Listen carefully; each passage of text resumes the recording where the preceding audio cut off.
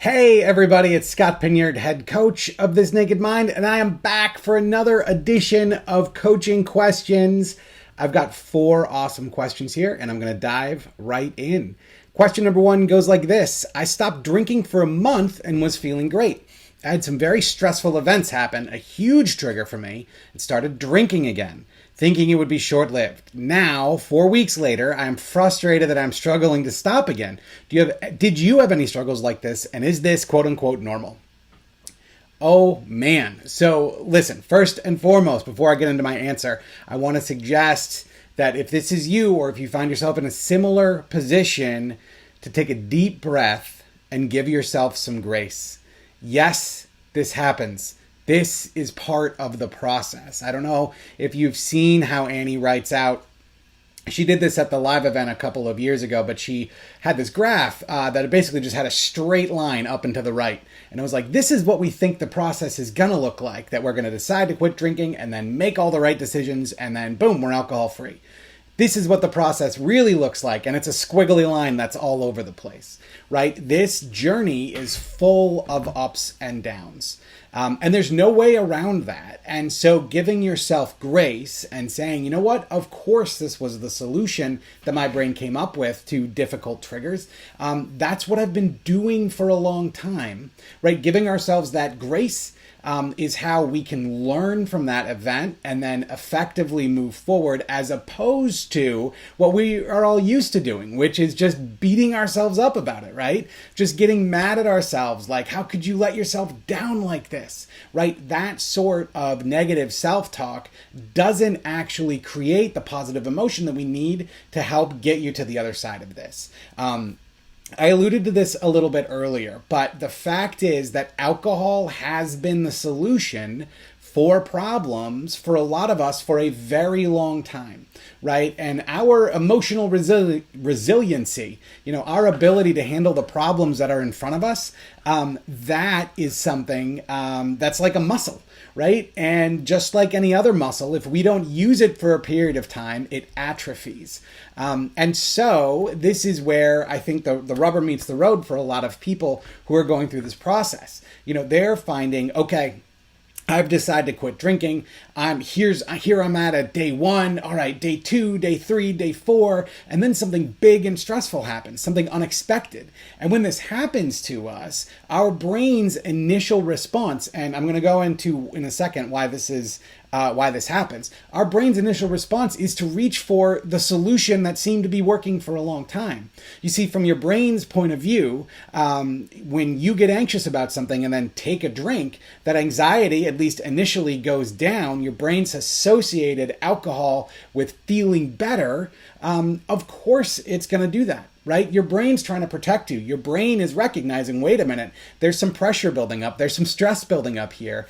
I need to let some of that pressure off by having a drink. Now, ultimately, this is your brain acting exactly as it's supposed to, right? So the survival part of your brain is meant to keep you alive. It's meant to help you do the things you need to do, like breathe and eat and procreate in order for the species to propagate. And what happens when we have an alcohol use disorder is that part of our brain becomes convinced that alcohol is added to that list, right? And so, yes, stress comes up, that thought comes up, and if we're relatively new alcohol-free, that can be a real challenge. So, first and foremost, I just want you to understand that this is a completely normal part of the process. Now to the second part of your question, where you said 4 weeks later, I'm frustrating that I'm struggling to stop again. What that indicates to me, and you can be the judge of this, is that continuing to beat yourself up about what happened a month ago is not actually allowing you to take the lessons from it. So I can tell you, I've been through so many quits. I've done this so many times, and it was only when I gave myself the grace that I was able to move forward in a way that was long-term productive. So let me give you something that you can do, a concrete action that you can take now that can help get you moving in that direction. So the first thing I want you to do is take a big, deep breath. And I want you to reframe this thing for yourself, not as a massive mess up, right? Not as something that I can't believe I did, right? I don't want you to look at it like that. How I want you to look at it is I want you to look at it as what we call a data point.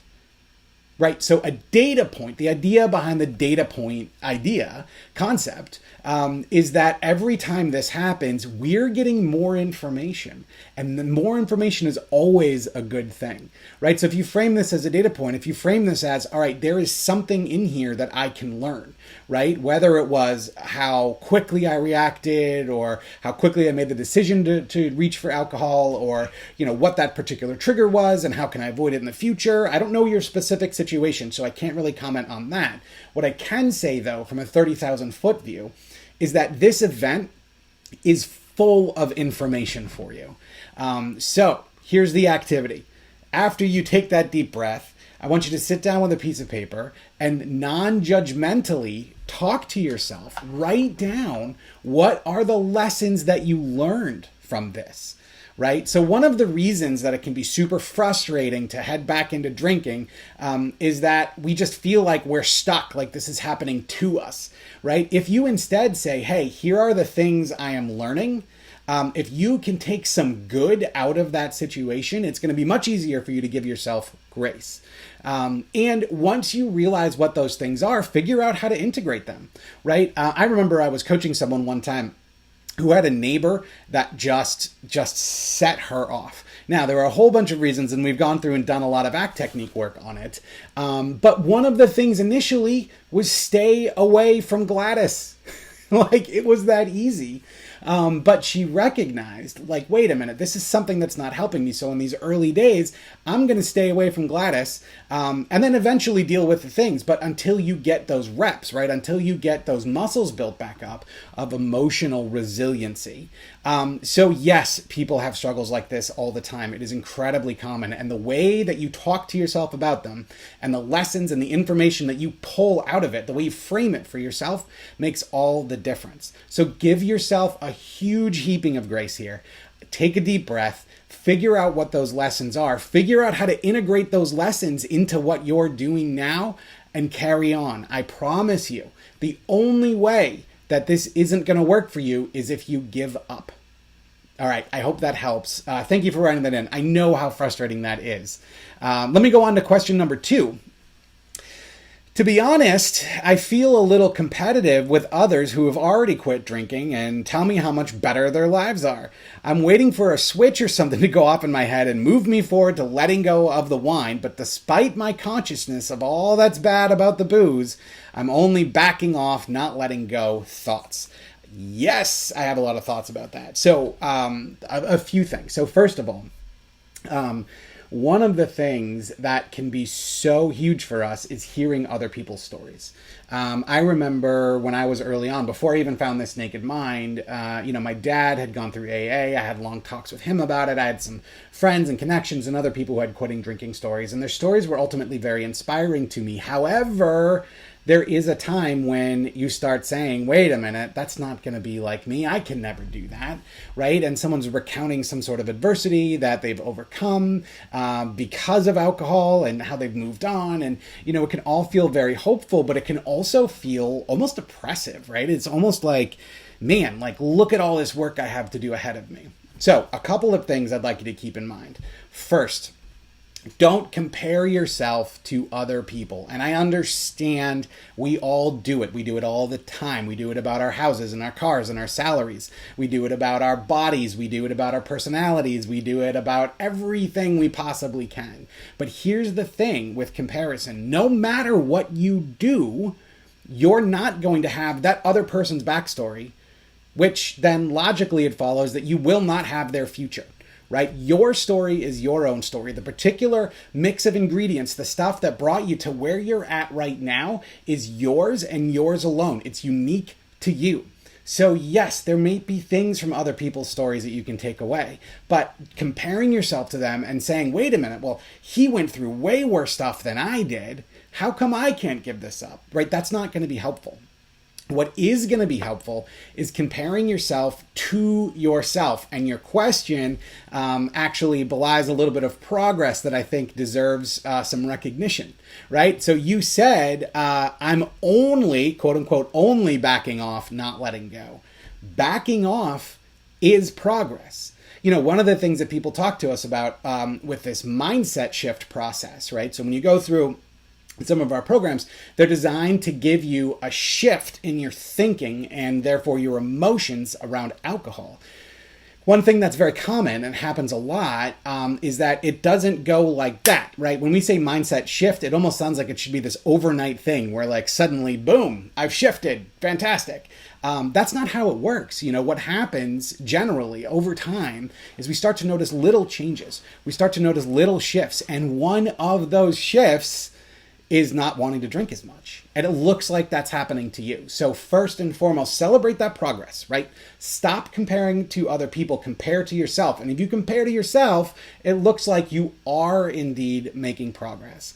The last thing that I'll say about this is the amount of time that it takes anyone to get, well, actually, second to last thing, the amount of time that it takes anyone to get anywhere through any sort of change is so hugely dependent on so many individualized factors that comparison is almost silly, right? There are so many things that happen. You could probably think of a time in your life when you went to change something and then you realized like, oh, the stars just aligned and I just did it, right? And then there'll be other times, maybe it was something you wanted to change that felt really simple.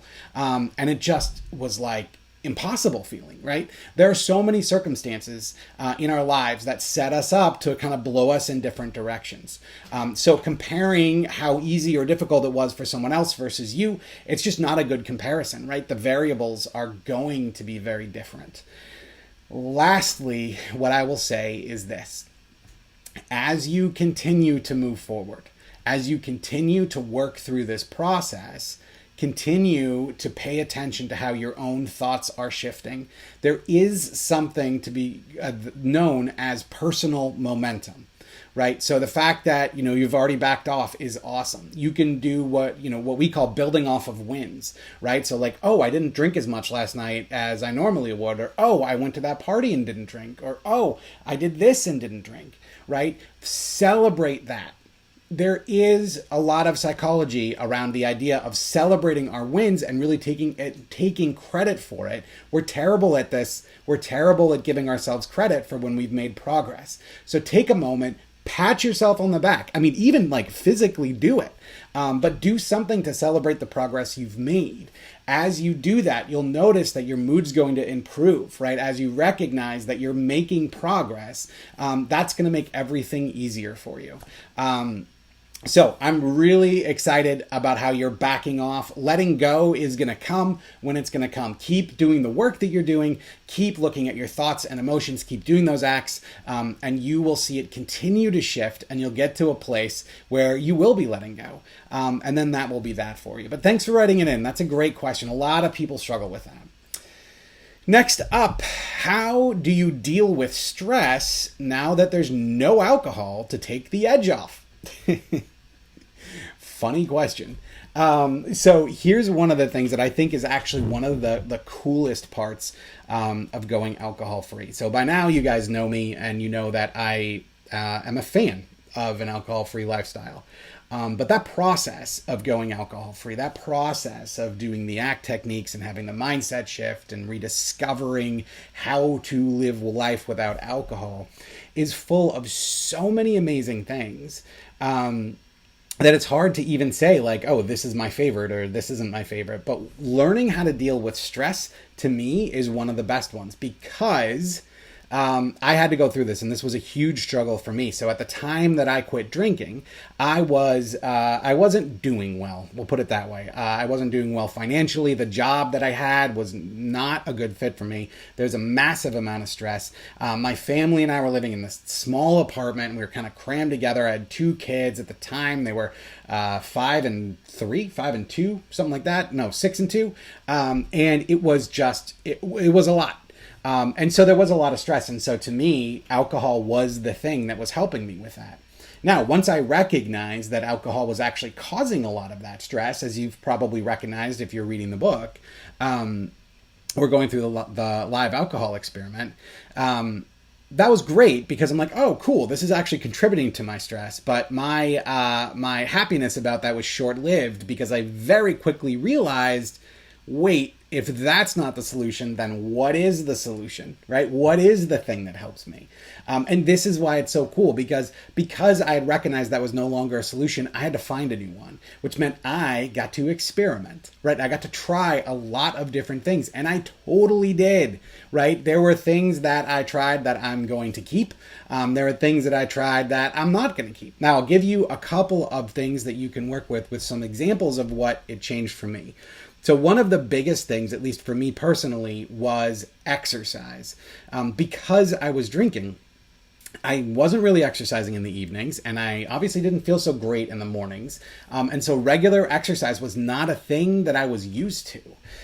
So once I was trying to deal with stress, and if you look this up, you'll see everywhere they tell you that exercise can be a fantastic way to deal with it. Now, exercise does not have to mean lifting a bunch of weights, right? Although that is very good, and I enjoy doing that. Exercise can also mean going for a walk, right? Exercise can also mean just playing with the kids in the backyard. It doesn't need to be this big formal thing. And for me, what that was is I found an activity called rucking, which you essentially just put weight on your back and you go for long walks.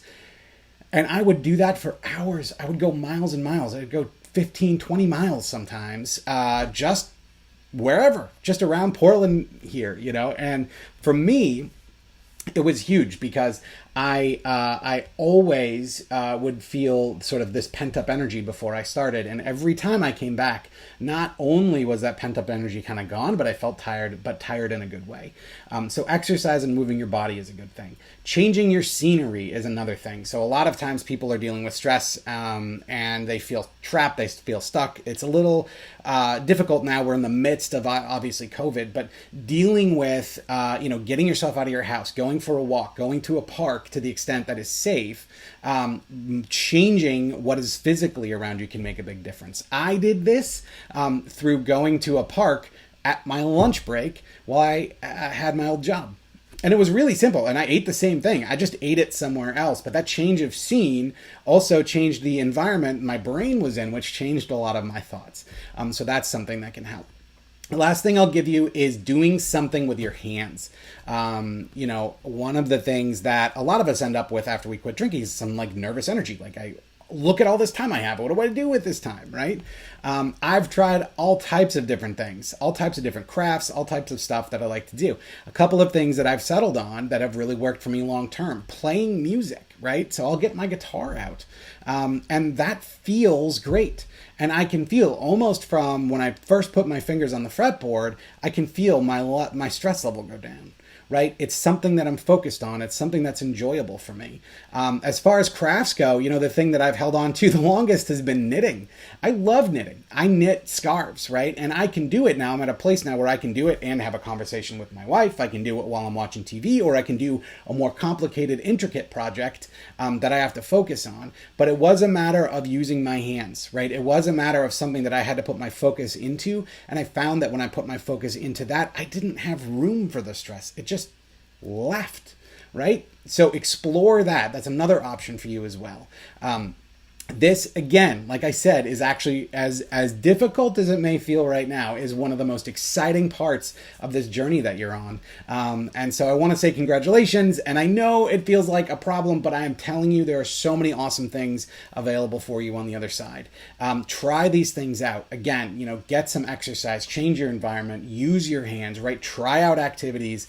This is a fantastic and fun time. You've got a bunch of found hours right now, and you can use them to just experiment with different things. I promise you that the more you experiment, the more likely you're going to be to find something that does help you, to find something that helps you take a breath, and that will make a huge difference. So I hope all of that helps. What a great question. And congratulations. Now that there's no alcohol, that's a really good thing. And I know that you'll find something that'll help you. Okay, last question. Huge problem. I was doing really well, 3 days alcohol free after just starting the intensive video program, but my husband was out of town. As soon as he came back, he bought wine and gin and started drinking. It seems like he just doesn't care that I'm trying very hard to change my relationship with alcohol, and he is just making it harder. What should I do? What an awesome question. And so, yeah, I mean, this gets kind of the heart of what a lot of people experience when they go through this, which is, man, I'm going to quit alcohol, but not everyone around me going to, right? I know that I want something I want to change, but most people around me aren't going to. So what do I do? So very specific, because this is your husband, here is what I see work the most often in these situations. First is for you on your own to take some time and decide, what sort of support do I need, right? What do I need from him? What do I need from him to feel successful? What do I need from him to really make a difference for me? And think about what that might be. Maybe it's no drinking at home. Maybe it's not drinking every night. Maybe it's not drinking too much. I don't know what that might be for you. But really sit down and say, all right, if my husband's going to support me, what is it that I want? And maybe it's not drinking at all, in which case that's a conversation. But get clear first on what is it that you really want? What is it that you really need for support?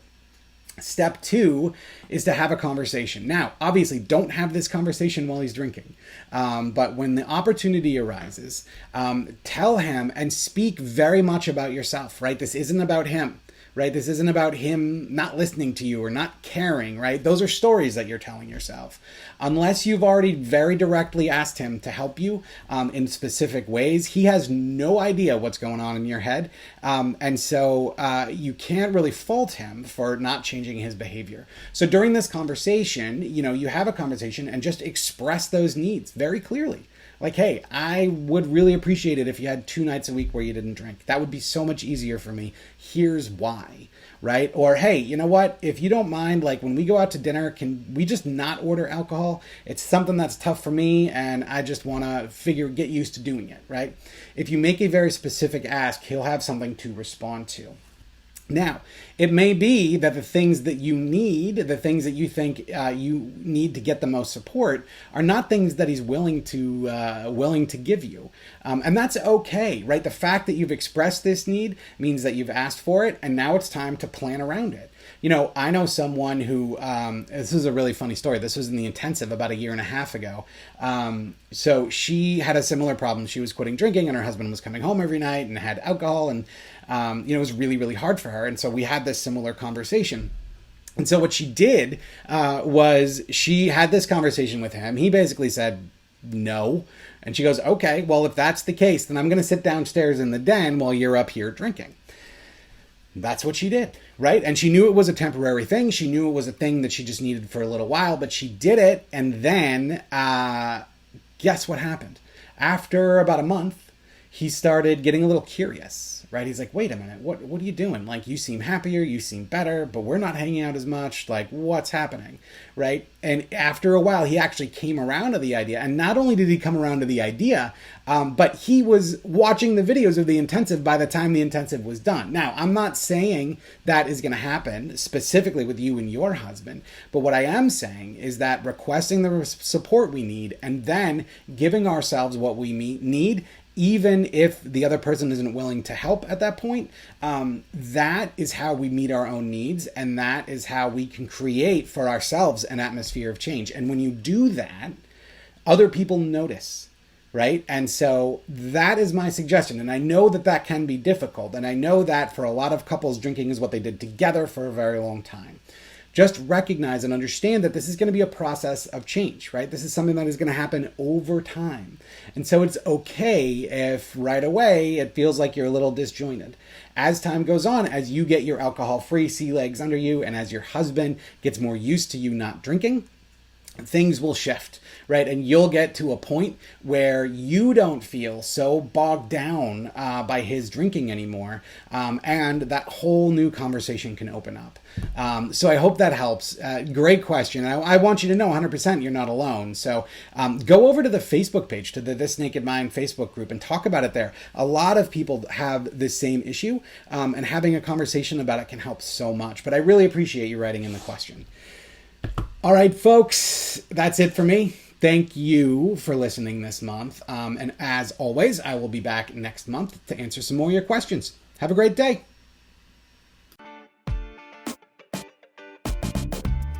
Hi, I'm so excited, you guys, because we are just about to start another live alcohol experiment. And if you do not know about the alcohol experiment, you need to literally drop everything right now and go to thisnakedmind.com/LAE. That's LAE for live alcohol experiment. And here's the thing. This 30-day challenge is designed to interrupt your patterns and put you back in touch with the best version of you. You know, it's that version that's living the most joyful life. That version that doesn't need alcohol to relax or have a good time, and that version that's having more fun and is more peaceful than ever.